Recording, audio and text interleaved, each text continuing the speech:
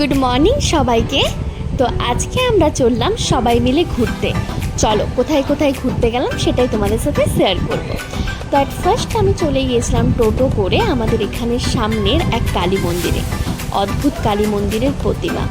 দেখো এখানে নাকি শোনা যায় নাকি সতী ঠাকুরের বাম পাটাই এখানে পড়েছিল, তো সেই জন্যে এটা খুব জনপ্রিয়। তো যাই হোক, আমরা এখান থেকে বেরিয়ে গিয়ে তারপরে আমরা চলে গেলাম গাজলডোবা। কোথায় বলো তো? শিলিগুড়ির গাজলডোবা।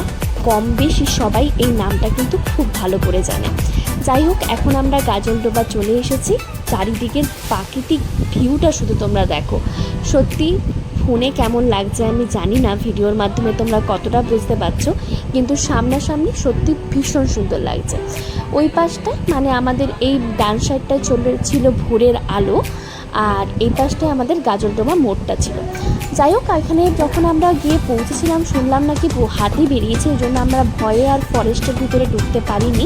তাই এখান থেকে টুকটাক কিছু ছবি তুলে আমরা ওখান থেকে ব্যাক করেছিলাম। তো তারপরে ব্যাক করার আগে আমরা গিয়েছিলাম একটু গাজলডোবার যে বাজার, সেখানে বিশেষ কিছু আমার সেরকম নজরে পড়লো না। টুকটাক কিছু দোকান বসেছিল, তো সেখান থেকে আমাদের যেহেতু সকাল সকাল আমরা বেরিয়েছিলাম তো কিছু খাওয়া দাওয়া হয়নি, তাই ওখান থেকে টুকটাক কিছু খেয়ে বাড়ির উদ্দেশ্যে রওনা দিলাম।